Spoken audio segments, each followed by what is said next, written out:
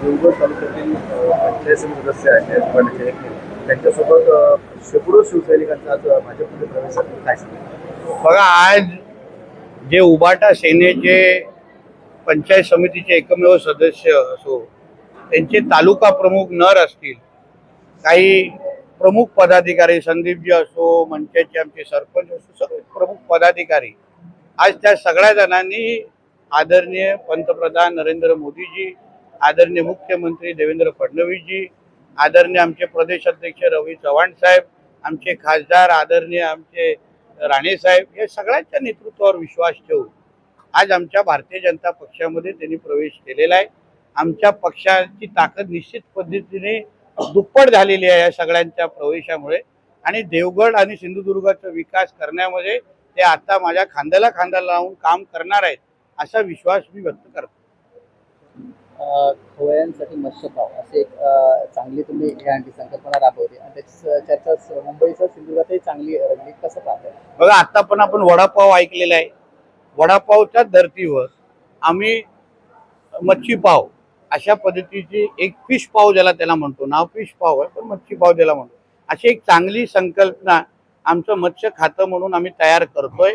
अजूनपर्यंत त्याला आकार देण्याचं काम आमच्या खात्याच्या माध्यमातून सुरू आहे आणि येणाऱ्या काळामध्ये जसं तुम्हाला वडापावचे स्टॉल प्रमुख शहरामध्ये मुंबईमध्ये दिसतील, तसंच सगळ्या आरोग्य आणि सगळ्या गोष्टीची काळजी घेऊन आपल्याला फिश पावचे पण स्टॉल मुंबई सारख्या प्रमुख शहरामध्ये लवकरच आमच्या मत्स्य खात्याच्या माध्यमातून दिसतील, हा विश्वास तुम्हाला निमित्ताने देतो. साहेब, आता शेतीचा हंगाम जवळ आलेला आहे आणि अशातच सिंधुदुर्ग जिल्ह्याचा विचार आपण केला तर खत पुरवठा जो आहे तो शेतकऱ्यांना कमी तुम्हाला मिळतोय. अलग मिळतो पद्धती चुकीची माहिती आहे. कालपर्यंतची जी माहिती माझ्याकडे अशी आहे की पाहिजे तेवढा खत पुरवठा असो, युरियाचा पुरवठा असो योग्य पद्धतीने होतोय.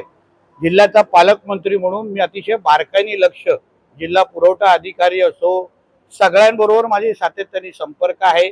पेट्रोल डिझेलच्या साठ्या संदर्भात पण कलेक्टरांबरोबर मला डेली रिपोर्ट माझ्यापर्यंत येतोय.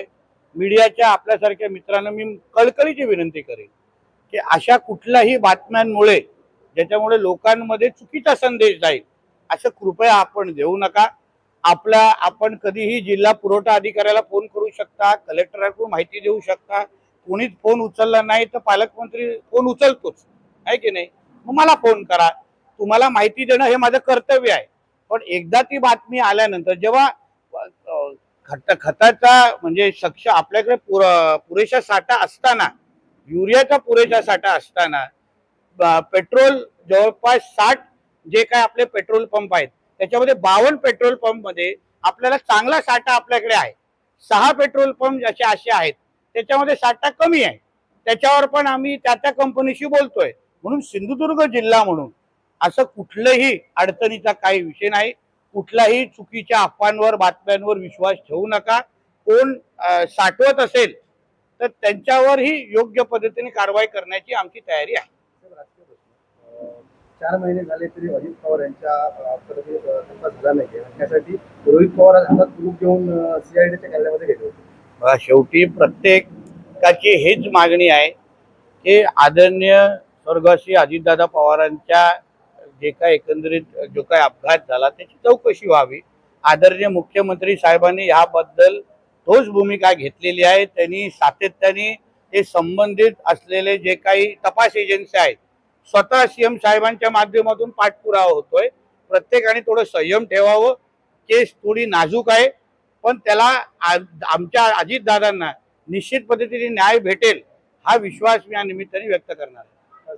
नीट पेपर फुटीच्या मुद्द्यावर संजय असं म्हणतात की ही नाचक्की महाराष्ट्रामध्ये देशावर आलेली आहे आणि त्यासाठी आता सरकारने त्यावर भाष्य करावं किंवा त्यावर बोलावं. त्याच्यावर आमच्या सरकारच्या प्रमुखांनी आदरणीय फडणवीस साहेबांनी अतिशय कठोर भूमिका घेतलेली आहे. कारवाया सुरू आहेत, अटक झालेल्या आहेत, पण शेवटी ज्याचा मालकच नापास आहे त्याला पेपर फुटीबद्दल बोलण्याचा अधिकारच नाही. सर्वात मोठा विद्यार्थी हा मातोश्रीच्या 3ऱ्या माळ्यावर बसला असल्यामुळे संजय राजाराम राऊतनी तोंड उघडू नये. संग्राम जगताप म्हणतात राष्ट्रवादीचे अहमदनगरचे की आपली मुलं बाळा शाळेत जात असलेला रिक्षावाला किंवा व्हॅनवाला हिंदूच असला पाहिजे. नक्कीच जिम जिथे आपण करता व्यायामशाळा ते पण सगळे हिंदूच असले पाहिजे. प्रत्येकाचा ओळख तपासून रिक्षा असो, टॅक्सी असो, जिमवाले असो, खरेदी करण्याच्या वेळी शेवटी हिंदू राष्ट्रामध्ये अगर तुम्ही हिंदूंतूनच खरेदी विक्री केली तर आपलाच राष्ट्र सक्षम होतोय.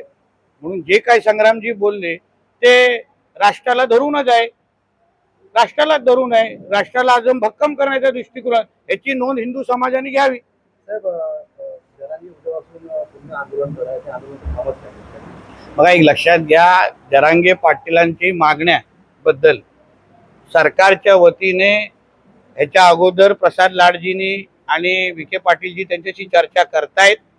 त्यांची चर्चा सुरू आहे. आदरणीय फडणवीस साहेबच मला न्याय देऊ शकतात असे ते स्वतः काल काय परवाच बोललेले आहेत. सरकार सकारात्मक आहेत. त्यांच्या ज्या काय मागण्या आहेत त्याबद्दल लाड साहेब असो, विखे पाटीलजी त्यांच्या संपर्कात आहेत. मला विश्वास आहे योग्य पद्धतीने तोडगा निघेल आणि अशा उन्हातानात त्यांना बसण्याची संधी भेटणार नाही. तेवढं त्यांच्या तब्येतीची काळजी आम्हाला सगळ्यांना आहे. पुण्यामध्ये 10 पेक्षा जास्त जणांचा विषारी दारूमुळे मृत्यू झाला. त्याच्यामुळे विषारी दारू पिल्यामुळे काही जणांचा तो पुण्यामध्ये योग्य खातं तपासणी करेल ना, आणि जे जबाबदार असतील त्यांच्यावर कारवाई होईल. साहेब, आपल्या भाषणामध्ये आपण म्हटलं की पुन्हा मुंबईसारख्या ठिकाणी बेरोजगार जे तरुण गेलेले आहेत ते पुन्हा सिंधुदुर्गात येतील. काय रिव्हर्स मायग्रेशनचा जो मुद्दा आहे, आता मोठ्या प्रमाणामध्ये 10वी आणि 12वी मध्ये जे आपली मुलं मुली 1 ते 2 ते 100% जे निकाल लागतात ते रोजगारासाठी सिंधुदुर्गामध्ये थांबत नाही. ते मुंबई, पुणे, गोवा, सौदी अरेबिया, दुबईला जातात.